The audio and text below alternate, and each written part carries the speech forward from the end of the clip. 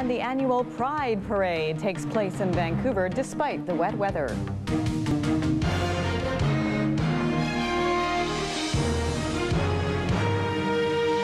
The Weekend News Hour with Jennifer Mather.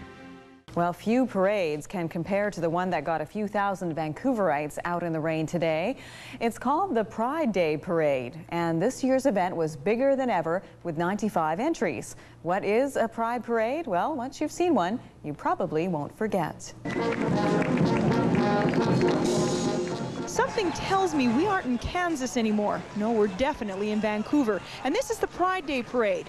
Proud because they're gay. They're soaking wet because of the weather. It's raining. My dress is wet. It could ruin your hair. What? Honey, I got so much spray in here, nothing's going to make it fall. Well, I'm going through menopause, and when men see me, they pause. Gay parades sure have evolved. So have attitudes. You wouldn't see the streets lined with so many straights for an event like this a decade ago. Squares across the border. It's great fun and it's just great to see it. But you don't get this in England? Well, not for this sort of community. I am not offended by anybody who chooses or is what they are. Last year there were 75 entries. This year 95. It's a new parade record. And watching it all from the sidelines, a growing number of families. What did you like the best? The girls on the piece of wood. The girls on the piece of wood. What do you like best about the parade? Getting the toy. Well, he did ask us whether men could marry men. And what did you say? Sure they can. Yeah. His biggest concern was how they were going to have babies. It's fun, for the most part, but some issues are hard to ignore. Some can be downright frightening. There's anti-Klan organizing going on because the Klan's targeting lesbians and gays and attacking them and beating them up and attacking lesbians and women of people of color. Nothing like crises to pull a community together.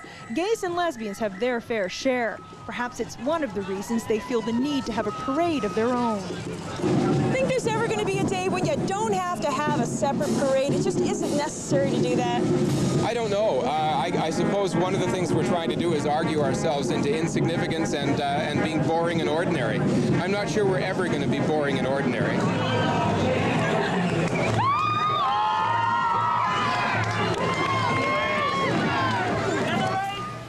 Despite the rain, BC's gay community held its biggest parade ever today. Today's Gay Pride Parade featured 95 floats and entries, 20 more than last year. There were some outrageous costumes, and as Bill Clay reports, the size of the parade underscores that community's economic and social clout. Hi, Mom, guess what? It probably doesn't come as much of a surprise to people who have lived in or visited Vancouver that the city's West End is home to the second largest gay population in Canada, and for the last 18 years has hosted the annual Gay Pride March.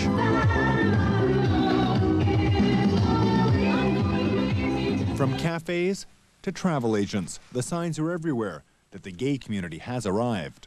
You can walk into any number of stores like this one and find products aimed at a gay market. With the gay community making up about 30% of Vancouver's West End, it's a community that's already catered to. So today's march is not really about acceptance, it's more a statement of pride. That sense of celebration was evident from the first march entry, known as Dykes on Bikes, to a wide range of participants, like teachers, drag queens, the colorful, the energetic, and the downright bizarre. This year, the crowd was given something new to cheer on. For the first time, the Vancouver Police Department entered the parade. While they wore their traditional costumes, they did want to draw attention to themselves. I think this just really shows a very visible way to show that we're behind the community. A lot of people misunderstand what we represent and how much we're willing to help them, and I think this way it just makes us a little more visible with them. Along with delegations from organized labor, Pride March organizers say the event is becoming more mainstream. Think of where we were 2 decades ago. if you were gay, you were really in the closet. You had to be afraid of the police. You had to be afraid for your home. You had to be afraid for your job. This country, Canada, has come a hell of a long way in creating the kind of law that makes it possible for every Canadian, including us, gays, lesbians, bisexuals, to be out, to be who we are and participate. And lest anyone think this wasn't a family event, it all depends on how you define family. We're constantly having to endure what amounts to a slur that our families are not families, but they are. They may be a little bit different, but you know, all of society, all of Canadian society is in transition. And it's a case of us coming out of the closet. I mean, I'm a gay man, I've got 3 kids. Am I not family? While it would be a bit of a stretch to say there were a lot of children in the crowd, there certainly was a lot of love. Bill Clay, CBC News, Vancouver. Happy Pride!